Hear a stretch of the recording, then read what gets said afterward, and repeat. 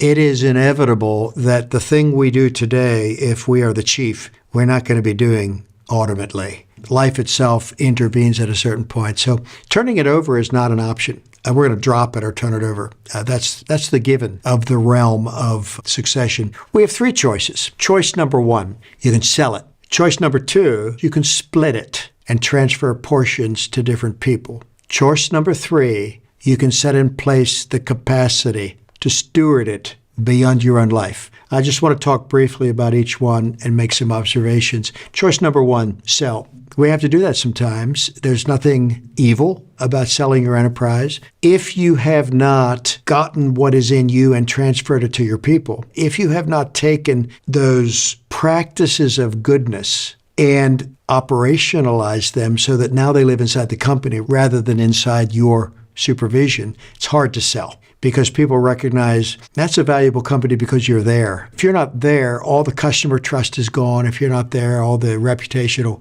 capital is gone. If you're not there, people won't know what to do. You've got a bunch of knuckleheads who do what you tell them to do, and thank God you're there to tell them because you know what you're doing. So it's hard to sell an enterprise in the first place if you haven't built all the goodness of your practices. What we teach in Run to Great Purpose, Raise the Bar, Blaze the Trail, the vision, the values, the mission, if you haven't transferred that into the systems of the business, an astute buyer is going to say to you, you've got a practice on your hands there with some people helping you, but you don't have a business. And so I don't see the value of buying it because I'm not buying you. If I buy everything you've got, some trucks or what have you, and pay you cash, you'll be gone. And actually, you're the value proposition. And it's good because you're good. And the people around you and the tools you have are useful in the force multiplication of you, but you're the center of the value proposition. I'm not going to buy your company. That's one issue. If we have reached a certain size and systemed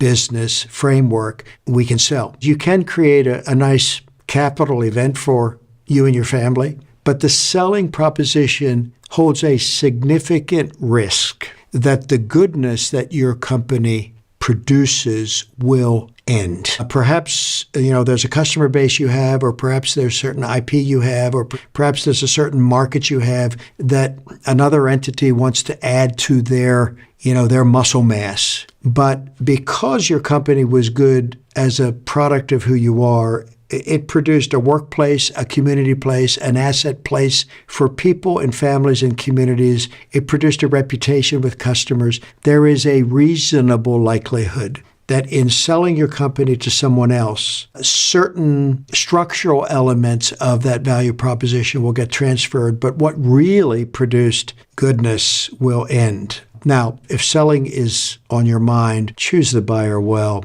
Scrutinize the buyer through the lens of shared values. Scrutinize the buyer through the lens of shared purpose so that all of the positive inertia your company has can continue to flow within the ownership that is going to take over. Number 2, split. This happens in families often where they all want to be a part of the enterprise and things are tense. Who's going to do what? And you've built enough divisions where you can say, well, you know what? Let me just divide this into 5 subsidiary enterprises and we'll take this division and this will be your company. We'll take this division and it'll go to you. Split is an option. It does frequently end up being the result in a family where things are hard to work out because communication hasn't been attended to for a while. And then since communication wasn't attended to, feelings are hurt and wounds are banked and memories are damaged. I won't say more about that one. It's an option. The third one that I'm watching very carefully is steward. Here you ask a different set of questions. We've built a good company. We've put very good clarity into that company about what makes it good. It's not a mystery. We've gotten the goodness that is at root, the purposefulness, the trustworthiness, the value alignment of it, the client and customer focus of it. We've gotten it up and out of the owner, and we've put it into people systems and hiring disciplines and management practices and growth strategies and delegation skills, so that we took that original goodness that was in the founder that caused customers to like it and employees to want to work there. We've taken all that goodness, we've excavated it, and we've redistributed it into all of the operating systems of the company, so that however big it has now gotten, it's good at every point because everyone participates in it. So I can't run it anymore because I'm 40, 50, 60, 70, 80. But I want this to transfer to the next generation. And so how are we going to do that without chopping it apart and distributing it to different people who are of interest, children, key employees? Maybe we put this enterprise, this growing value-creating enterprise, into some new kind of instrument, a trust or what have you, so that there is a governance structure that can last generationally.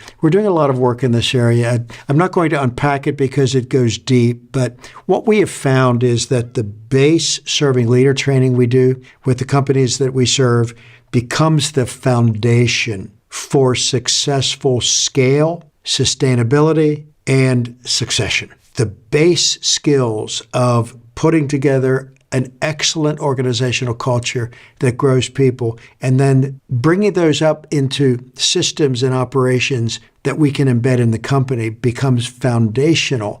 It sets companies up to be well stewarded for generations. I felt I should make these comments because someone may be thinking about this matter.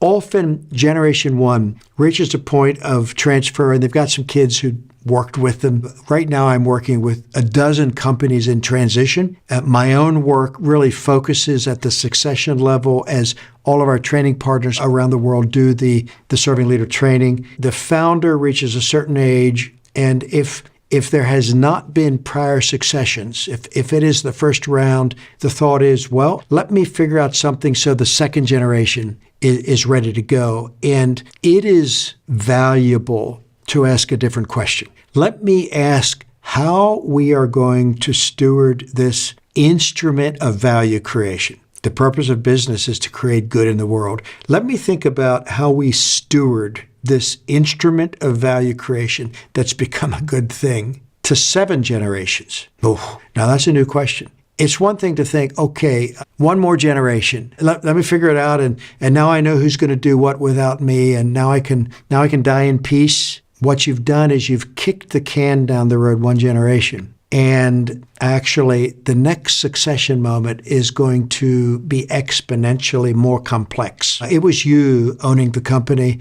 and now it's 3 of your kids. Oh, they have kids. If you think just in terms of succession from you to next generation, you really kicked the can down the road, and it's going to become more complex.